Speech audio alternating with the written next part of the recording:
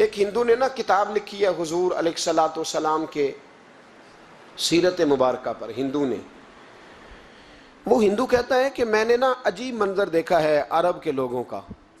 ہندوؤں نے نا بڑا خوبصورت میرے محبوب کے بارے میں لکھا ہے۔ ایک ہندو نے جب حضور کی سیرت پر کتاب لکھی تو کچھ لوگوں نے کچھ اشعار لکھے، تو لوگوں نے کہا تو ہندو ہو کے حضور پہ لکھتا ہے، ہندو ہو کے؟ تو اس نے بڑا عجیب جملہ کہا، کہنے لگا ہو جائے عشق کسی سے کوئی چارہ تو نہیں، اور صرف مسلم کا محمد پہ اجارہ تو نہیں، صرف مسلم کا محمد پہ۔ اور پھر کہنے لگا نام و نسب سے اگرچہ ہندو ہوں پر کملی والے میں تیرا سادھو ہوں، کملی والے میں تیرا سادھو، میں تو ساتھ دیوانہ ہوں یا رسول اللہ آپ کا۔ تو نبی پاک علیہ السلام کے بارے میں لوگ لکھتے ہیں، وہ کہتے ہیں وہ محبت سے نہیں لکھ رہا، وہ سمجھ لیں کہ ایک عالمی تجزیہ نگار ہے تو ایک تجزیہ دے رہا ہے۔ کہتا ہے میں نے دو قسم کے عرب دیکھے، دو قسم کے۔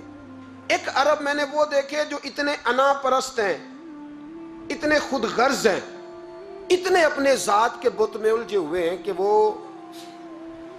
ایک حوض پہ اپنے گھوڑوں کو پانی پلانے گئے، 10 15 20 گھوڑوں کو پانی پلانے گئے ہیں، تو جھگڑا ہو گیا، پہلے میں نے پلانا ہے، میں بڑا چودھری ہوں۔ اس نے کہا نہیں میں تجھ سے بڑا ہوں، پہلے میں نے پلانا ہے۔ اس پہ جھگڑا ہوا، وہ غیر جانبدار تجزیہ نگار کہتا ہے اس پہ جھگڑا ہوا، لڑائی ہوئی، قتل ہوئے، اتنے قتل ہوئے کہ یہ قتل نسلوں تک چلے، نسلوں تک یہ قتل آگے بڑھے۔ وہ کہتا ہے ایک میں نے وہ عرب دیکھے، اور پھر کچھ عرصے کے بعد مکے اور مدینے میں اللہ نے اپنے نبی کو بھیجا، مصطفیٰ کریم علیہ السلام آئے۔ کہتا پھر انہی عربوں کا میں نے ایک اور رنگ بھی دیکھا، انہی عربوں کا میں نے ایک اور رنگ، وہ جو گھوڑے کو پانی پلانے پر لڑ رہے تھے، آج میں نے دیکھا کہ ایک جنگ کے موقع پر 3 صحابہ یا 7 صحابہ زخمی پڑے، زخموں سے چور ہیں۔ ایک آدمی پانی کا پیالہ لے کے آیا، ایک کو کہا پانی پی لو، زخمی ہو، شدید زخمی ہو، نزع کا عالم ہے، تھوڑی دیر میں ہو سکتا ہے شہادت نصیب ہو، پی لو۔ کل جو گھوڑے کو کہتا تھا پہلے میں نے پلانا ہے، میں نے پلانا ہے، آج وہی قوم میں نے عجیب رنگ دیکھا، کہا پانی پی لو۔ تو کہنے لگا یار میں تھوڑا زخمی ہوں، یہ جو میرے ساتھ لیٹا ہے یہ زیادہ زخمی ہے، پہلے اس کو پلا دے، میرے بھائی کا بھلا ہو جائے۔ کہتا پانی لے کے اس کے پاس پہنچے، اس کو کہا تو پی لے، تو وہ کہنے لگا نہیں میں زخمی ضرور ہوں پر جوان ہوں، یہ میرے ساتھ جو صحابی لیٹے ہیں یہ زخمی بھی ہیں بوڑھے بھی ہیں، ان کو پہلے پلا۔ میں بات کہتا ہے میں تیسرے کے پاس گیا تو اس نے کہا نہیں یار چوتھے کو پلا، وہ زخمی بھی ہے بیمار بھی ہے، اسے زیادہ ضرورت ہے۔ کہتے چوتھے کے پاس گیا تو وہ تڑپ اٹھا، کہنے لگا 5ویں کو پلا، اس لیے کہ اسے زخم مجھ سے پہلے لگا ہے، اس کا جہاد بھی مجھ سے سخت ہے۔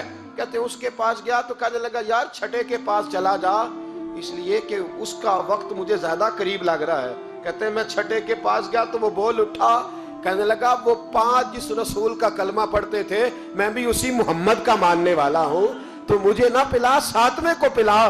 کہتے ہیں اس کے قریب گیا اور میں نے وہ منظر دیکھا کہ وہ کہنے لگا نہیں اگر وہ 6 قربانی دے سکتے ہیں تو میں نے بھی نبی پاک سے تربیت لی ہے، تو پہلے کے پاس جا۔ کہتے ہیں میں اس کے پاس جا کے کھڑا ہوا تو روح پرواز کر گئی، میں دوسرے کے پاس گیا تو کلمہ پڑھ کے شہادت کا جام پی گیا، میں تیسرے کے پاس گیا تو حوض کوثر تک وہ بھی پہنچ گیا۔ کہتے ہیں 7 کے 7 وصال کر گئے، پانی میرے ہاتھ میں تھا، اور میں اس صحرا میں کھڑے ہو کے سوچ رہا تھا یہ وہ لوگ ہیں جنہوں نے دل کا کلمہ بھی پڑھا ہے، روح کا کلمہ بھی پڑھا ہے، یہ ان کا صرف وجود نہیں جھکتا رب رسول کی بارگاہ میں، جب یہ جھکتے ہیں تو ان کے دل بھی جھکے ہوئے ہوتے ہیں، ان کی روحیں بھی جھکی ہوئی ہوتی۔ حالات بدل گئے میرے بھائی۔ ایک زمانہ وہ تھا جب حضرت عمر فاروق کی لونڈی نے کلمہ پڑھا، ہاں حضرت عمر لونڈی نے کلمہ پڑھا تو حضرت عمر نے اسے الٹا لٹکا لیا، درے مارتے۔ بی بی کہتی ہے عمر مجھے اتنا مارتے کہ مارتے مارتے تھک جاتے، پھر پانی منگاتے، پانی پی کے پھر مارتے پھر مارتے۔ یہ وہی عمر ہے جو کہتے جو کلمہ پڑھے گا گردن کاٹ دوں گا، یہ وہی عمر ہے جو کوئی غریب مسکین قریب نہیں پھٹک سکتا تھا، لونڈی کو دروں سے مارتے، وہی عمر کلمہ پڑھ گئے۔ اور پہلے تو ایک قبیلے کے سردار تھے نا بھائی، پہلے ایک قبیلے کے سردار تھے تو الٹا لٹکا کے مار، چاہیے تھا نا جب امیر المومنین بنتے زیادہ سخت ہو جاتے، اور ان کے اندر سختی آتی और अमीरुल मोमिनीन बन गए। 24 लाख मुरब्बा मील पर हुकूमत, 24 लाख मुरब्बा मील का हुक्मरान, चेहरे पे नकाब पहना। कंजुल उम्माल में रवायत मौजूद, वही उमर जो कल गरीब औरत को दुर्रों से मारते हैं, वही उमर। इनकलाब आ गया, सोच बदल गई, निगाह और दिल मुसलमान हो गए। उमर गुजर रहे हैं, एक घर से बच्चों के रोने की आवाज आई, चेहरे पे नकाब पहने उमर रुक गए। अफला गुलाम साथ था, कहने लगे पता कर कोई मसला है। दरवाजे पे दस्तक दी, बीबी तेरे बच्चे क्यों रोते हैं? कहने दौड़ जाओ, कौन होते हो, तुम्हें क्यों बताऊं? गरीब हर एक को नई दास्तान बताएं। कभी एक जमात आ गई, मुझे बताओ मैं हल करूंगा। फिर दूसरा आ गया जख्म टटोलने, मुझे बताओ मैं किस किस के सामने जख्म खोले, किस किस को बताएं। बीबी कहने लगी जा दौड़ जा। दर्जनों आते हैं, रोज पूछते हैं, पूछ के तू भी जा, आधी रात को तू कौन है? हजरत उमर मिन्नत करने लगे, कहने लगे बीबी तेरी मेहरबानी बता तेरे बच्चे क्यों रोते हैं? तो औरत तड़प के बोली, कहने लगी तू नहीं जाता तो सुन, फिर मेरे बच्चों की गलती ये है कि ये गरीब भी हैं और यतीम भी हैं। इनकी गलती है कि इनका बाप चला गया, इनकी गलती ये है मैंने गरीब घरों में परवरिश पाई है, इनकी गलती ये है कि इनका दादा रईस नहीं था, इनकी कोताही ये है कि इनका नाना जागीरदार नहीं था, इनकी गलती ये है कि इनकी माँ जहेज में कुछ लेके नहीं आई। और क्या पूछना है? हजरत उमर कहने लगे बहन माजरा क्या है? कहने लगी बाप इंतकाल कर गया। उमर जब से हुक्मरान बना है इस गांव में कभी उसने फेरा ही नहीं डाला, वो आया ही नहीं। मेरी गरीबनी के बच्चे सारी सारी रात भूख से रोते, वो कभी आया ही नहीं। ये गलती है। पहले तो मैं कुछ ना कुछ इनको खुश्क रोटी खिला देती थी, आज तो घर में कोई शय नहीं। शाम से लेकर पानी और रोड़े हंडिया में डाले हैं, पकाती जाती हूँ। कहा था चलो सो जाएंगे, पर भूख बड़ी जालिम है, नींद भी नहीं आने देती। सब रोगां दा रोग मोहम्मद, जिसदा नाम गरीबी कंड वला के लंघ जाते नहीं दोस्त यार करीबी। कब भूख बड़ी जालिम है, पेट भूखा हो तो ये भी नहीं आती। सोचती थी सोच अब तहज्जुद का वक्त है पर सोते नहीं, अब बताओ मैं क्या करूं। उमर तो 24 लाख मुरब्बा मील का हुक्मरान है, इस कच्ची बस्ती में कैसे फेरा डालेगा। हजरत उमर दौड़े गए, 60 साल उम्र, कंधे पे अनाज का थैला रखा, कंधे पे। गुलाम कहते हुजूर मुझे दे दे, फरमाया बता कयामत में भी मेरा बोझ उठाएगा। हजरत उमर लाए, फिर उमर ने उस बीबी के घर में चिराग रोशन किया। फिर बूढ़े उमर कहते मेरी बेटियां थी, मेरी बीवियां थी, मैंने खाना कभी नहीं पकाया था। मैंने उस बीबी से कहा बहन तू बैठ जा, बैठ गई। उमर कहते मैंने आग जलाई। आपके गुलाम कहते हैं जब उमर आग में फूंके मारते थे तो उनकी दाढ़ी से धुआं निकलता था। उमर ने आग जलाई। फिर फारूक कहते मैंने कभी रोटी नहीं पकाई थी, पर आज मैंने आटा भी गूंदा। 24 लाख मुरब्बा मील का हुक्मरान। और भाई जब तेरा दिल और नजर मुसलमान होती है तो फिर तू झूठे दावे नहीं करता, फिर दीन तेरे लफ्जों में, जुमलों में, तकरीरों में नहीं रहता। हजरत सैयदना उमर फारूक रज़ी अल्लाह ताला अन्हु आटा गूंथते हैं, दाढ़ी सारी आटे से भर गई। फिर उमर फारूक रोटियां पकाते तो हाथ जलते। फिर सालन पकाया, फिर उमर ने दस्तरखान बिछाया, फिर वो छोटे छोटे बच्चों का उमर ने मुंह धुलाया। फिर फारूक आजम रोटी के लुक़मे उनके मुंह में डालते और रोते, कहते बेटो उमर को पता नहीं चला कि तुम भूखे थे।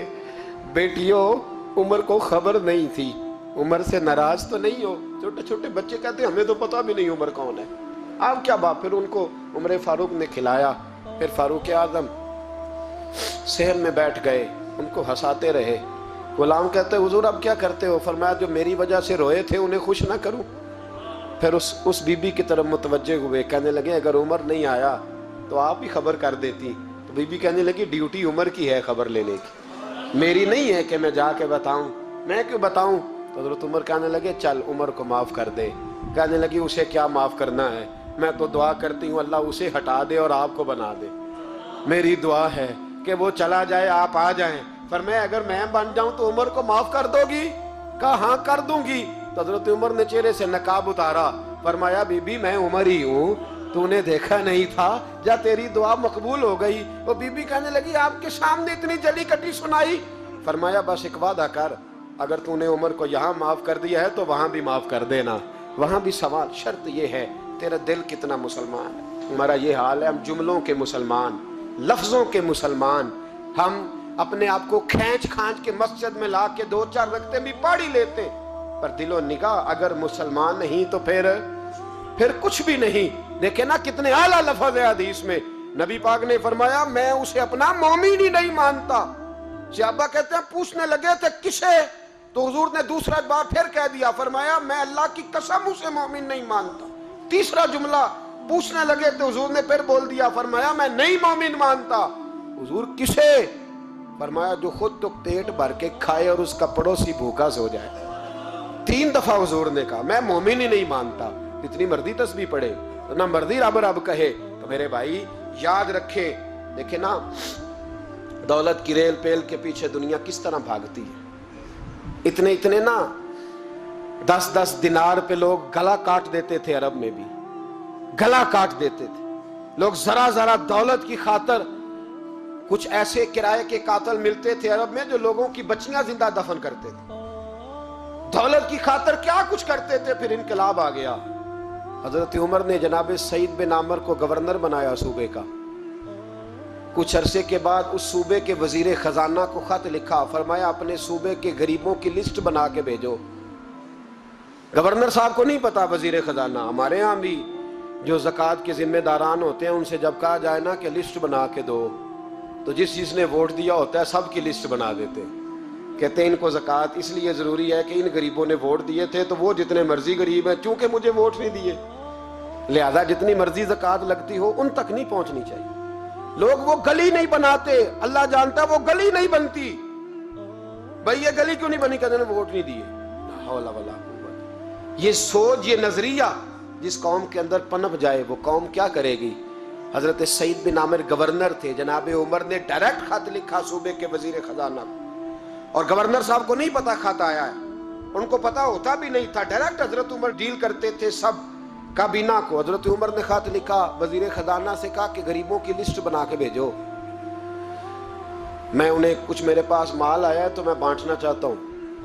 تو وزیر خزانہ نے جب لسٹ بنائی تو 4تھے نمبر پہ گورنر کا نام بھی لکھا تھا.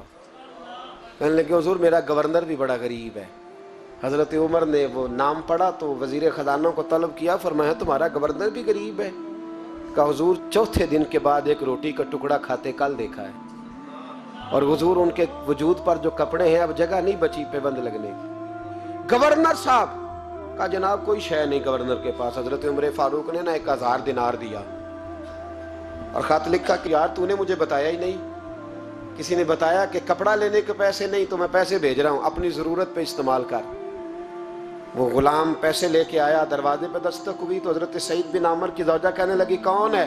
کہا مجھے امیر المومنین عمر نے بھیجا ہے, گورنر صاحب سے ملنا ہے. زوجہ کہنے لگی امیر المومنین کا پیغام آیا ہے. جناب سعید بن عامر دوڑے, دروازہ کھولا, بسم اللہ, خیریت تھی؟ تو خط دیا. حضرت عمر نے خط لکھا ہے کہ آپ کے پاس تو کپڑوں کے پیسے نہیں تھے, بتایا ہی نہیں. پھر 1000 دینار دیا. تو حضرت سعید بن عامر کہنے لگے انا للہ وانا الیہ راجعون. زوجہ کہنے لگی خیر تو ہے, امیر المومنین خیریت سے تو ہے, انا للہ پڑھ رہے ہو. فرمانے لگے اس سے بھی بڑی مصیبت آئی ہے, میرا راز میرے رب کے ساتھ تھا, میرا راز کھل گیا ہے. کون ہے جس نے میرا راز کھولا ہے کہ میں غریب ہوں, کون ہے؟ اور فرمانے لگے دیکھو جب سے حضور کا کلمہ پڑھا میں نے دنیا کو قریب پھٹکنے نہیں دیا, دولت کو دل میں جگہ لینے نہیں دی. عمر نے کیا سمجھا ہے, 1000 دینار مجھے بھیج دیا. عمر شاید سمجھنے لگے ہیں کہ میں دنیا کی طرف توجہ کروں گا. غلام کہنے لگا حضور آپ کو پتہ ہے نا امیر المومنین کے جلال کا, تو مہربانی فرمائیں ذات پہ استعمال کرے. فرمایا اچھا چلو ٹھیک ہے ذات پہ استعمال کر لیتے. دروازے پہ کھڑے ہو کے آواز لگائی, غریب سارے آ جاؤ, غریب سارے, غریب سارے آؤ, غریبوں آؤ. سب غریب آ گئے. 1000 دینار وہیں بیٹھے بیٹھے بانٹ دیا. خادم کہنے لگا حضور یہ کیا ہے؟ فرمایا تم نے کہا تو تھا ذات پہ خرچ کر لو, یہ میں نے ذات پہ خرچ کیا ہے. جب صبح قیامت میں جاؤں گا تو یہ پیسے میری ذات کے کام آ جائیں گے, یہ میری ذات کے کام آئیں گے, ذات پر ہی تو خرچ کیا ہے. وہ غلام کہتا ہے میں واپس آیا, حضرت عمر سے آ کے کہا کہ سعید تو بڑا اعلیٰ ہے. حضرت عمر کہنے لگے صرف سعید نہیں, جس نے بھی مصطفیٰ کا کلمہ پڑھا ہے. کہا حضور نہیں میں نے تو انہیں دیکھا ہے. کہنے لگے چل 2-4 اور بھی دیکھ لے. 400 دینار دیے. کہنے لگے جا ابو عبادہ بن جراح کو تحفہ دیا. کہتے ہیں میں حضرت ابو عبادہ بن جراح کے گھر گیا. میں نے کہا حضور یہ امیر المومنین نے آپ کو ذات کے لیے بھیجے. فرمانے لگے اللہ عمر پہ رحم کھائے, اسے مجھ سے زیادہ ضرورت مند کوئی نہیں ملا تھا, مجھے ہی بھیج دیے. چلو بھیج دیے تو کوئی بات نہیں, سخت آدمی ہے, انکار کروں گا تو ناراض نہ ہو جائے. کہتے ہیں اسی وقت اپنی کنیز کو بلایا. کہنے لگے جا 6 اسے دے آ, 5 اسے دے آ, 10 اسے دے آ. کہتے ہیں بیٹھے بیٹھے ہی 400 بانٹ دیا. میں واپس آیا تو حضرت سیدنا عمر نے 400 اور دیا. فرمایا جا معاذ بن جبل کو دے آ. کہتے ہیں میں حضرت معاذ بن جبل کے پاس گیا. میں نے کہا امیر المومنین نے آپ کے لیے بھیجے ہیں. فرمانے لگے بڑا اچھا ہوتا اگر عمر میرے ایمان کا گواہ بن جاتا, بڑا اچھا ہوتا اگر مسجد میں بیٹھ کے میرے لیے دعا کر دیتا. یہ اس نے کیا کیا, پیسے بھیج دیے. ہمارے رسول نے تو یہ چیزیں ہمارے قریب آنے نہیں دی. فرمایا اچھا آئے ہیں تو لاؤ. دروازے پہ بیٹھے بانٹنے لگے. سارے بٹ گئے تو بیوی نے اندر سے آواز دی. کہنے لگی حضور 2 دینار اگر دے دیں تو میں آپ کے لیے اپنے لیے ایک ایک کرتا لے آؤں. 2 دینار. تو فرمانے لگے او بھلی مانس تو نے دیر کر دی, اب تو سارے بانٹ دیے, ذرا پہلے بتاتی تو دے دیتا. تو وہ غلام کہتے ہیں میں باہر کھڑا سن رہا تھا. بی بی کہنے لگی آپ کی مہربانی مجھے بہلائے نا, میں پہلے بھی کہتی تو آپ نے پھر بھی نہیں دینے تھے. مجھے پتا ہے مجھے بہلائے نا, آپ میں پہلے بھی کہتی تو آپ مجھے اور رنگ میں بہلا دیتے. وہ شخص کہتا ہے میں وہاں سے چلا حضرت عمر کے پاس آیا. کہنے لگے یہ کسی اور کو. میں نے ہاتھ باندھے. میں نے کہا حضور میں نے آزما لیا ہے, جس نے بھی میرے رسول کا کلمہ پڑھا ہے دل سے بھی پڑھا ہے روح سے بھی پڑھا ہے, میں نے آزما لیا ہے, مجھے کسی آزمائش کی مزید ضرورت. اپنی سوچوں پہ دین کو بٹھائیں. آپ یقین کریں دین آپ کو ٹھنڈا کر دے گا, دین آپ کو سکون دے گا, دین آپ کو ٹینشن فری کر دے گا. لیکن شرط یہ ہے کہ دل کے مسلمان بنو, روح کے مسلمان بنو, سوچ اچھی, نظریہ صاف. عاجزی والا بندہ آسان رہتا ہے, تکبر والا پریشان رہتا ہے. جس کے سینے میں بغض ہوتا ہے اس کا کوئی دوست نہیں ہوتا. جو لوگوں سے حسد کرتا ہے اللہ کبھی اسے غنی اور مالدار نہیں کرتا, وہ حسد میں ہی زندگی گزارتا. جو دوسروں کے بارے میں برا سوچتا ہے اس کو کبھی دعائیں نہیں ملتی. دل اور نظر کے مسلمان بنو, اچھی سوچ, اچھا نظریہ, اچھی فکر, اچھا زاویہ نگاہ. بولو تو اس طرح بولو جیسے مسلمان بولتے ہیں, سنو تو وہ سنو جو مسلمان سنتے ہیں. اگر بیٹھک تمہاری ہو تو ان لوگوں کے ساتھ ہو جن کے ساتھ دینداروں کی بیٹھک ہوتی. اپنے آپ کو تبدیل کریں.